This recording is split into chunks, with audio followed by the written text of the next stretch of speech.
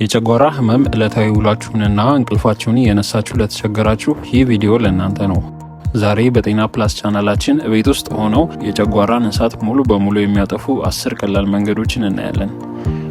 አንደኛ፣ የምግብ ሰዓትን ማስተካከል ወይም ባዶ ሆድን አለመቆየት።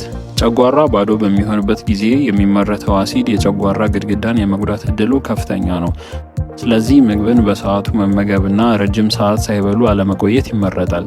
በአንድ ጊዜ ብዙ ከመመገብ ይልቅ መጠኑን አነስ አድርጎ በየመሃሉ መክሰስ መውሰድ የጨጓራን ሸክም ይቀንሳል። በተለይም ጠዋት ቁርስን አለማርፈድ እና በምግቦች መካከል ከ3 እስከ 4 ሰዓት በላይ አለማሳለፍ የአሲድ መደፈርን በእጅጉ ይከላከላል። ሁለተኛ፣ ብዙ ውሃ በየመሃሉ መጠጣት። ውሃ በጨጓራ ውስጥ ያለውን ከፍተኛ የአሲድ መጠን እንዲቀልጥ ወይም ዳልዩት እንዲሆን ያደርጋል። ነገር ግን ምግብ እየበሉ ብዙ ውሃ መጠጣት የምግብ መፈጨት ሂደቱን ሊያዘገየው ስለሚችል ከምግብ በፊት ወይም ከምግብ በኋላ መጠጣቱ የተሻለ ነው። በቀን ውስጥ ከ8 እስከ 10 ብርጭቆ ውሃ መጠጣት የሆድ መነፋትን፣ የቃጠሎ ስሜትን በፍጥነት ለማስታገስ ይረዳል። ሶስተኛ፣ ለስላሳና በቀላሉ የሚፈጩ ምግቦችን መምረጥ። የተቀቀለ ድንች፣ ሩዝ፣ አጃ ወይም ኦትስና ሙዝ ያሉ ምግቦች ጨጓራን አይቀሰቅሱም። በተለይ ሙዝ የጨጓራን ግድግዳ ከአሲድ የሚከላከል ተፈጥሯዊ ንብርብር እንዲመረት ይረዳል። እነዚህ ምግቦች በውስጣቸው የያዙት ፋይበር የምግብ መፈጨት ስርዓቱ ያለ ምንም ጭንቀት መሸርሸር ስራውን በተረጋጋ ሁኔታ እንዲያከናውን ምቹ ሁኔታን ይፈጥራል። 4. የሚያቃጥሉ የቅባትና የቆምጣጤ ምግቦችን መቀነስ። በርበሬ፣ ሚጥሚጣ፣ በዘይት የተጠበሱ ምግቦች፣ ሎሚና ቲማቲም ከፍተኛ አሲድ ስላላቸው የጨጓራን ቃጠሎ ያባብሳሉ። ህመሙ እስኪያገግም ድረስ እነዚህን ምግቦች ማስወገድ ያስፈልጋል። በተለይ በምሽት እራት ላይ ቅባት የበዛባቸውን ምግቦች መመገብ ሌሊቱን ሙሉ የጨጓራ ቁስለትን ስለሚያነሳሳው በምትኩ የተቀቀሉ ወይም በእንፋሎት የበሰሉ ቀላል ምግቦችን መላመድ ያስፈልጋል። 5. ካፊንና አልኮልን ማቆም። ቡና፣ ሻይ፣ ለስላሳ መጠጦች በተለይ ጋዝ ያላቸው እና አልኮል የጨጓራ አሲድ በከፍተኛ ሁኔታ እንዲመረት ያደርጋል። አልኮልና ካፊን የጨጓራን የውስጠኛውን ሽፋን ስለሚያሳሱ ለቁስለት የመጋለጥ እድልን በከፍተኛ ደረጃ ይጨምራሉ። 6. ጭንቀትንና ውጥረትን ማስወገድ። አእምሯችን ሲጨነቅ ሰውነታችን የጨጓራ መከላከያ ፈሳሽ ወይም ሙከስ ማምረቱን ያቆማል። በቂ እንቅልፍ መተኛት፣ መጸለይ እና ረጋ ያሉ እንቅስቃሴዎችን ማድረግ የጨጓራ ህመምን በከፍተኛ ሁኔታ ይቀንሳል።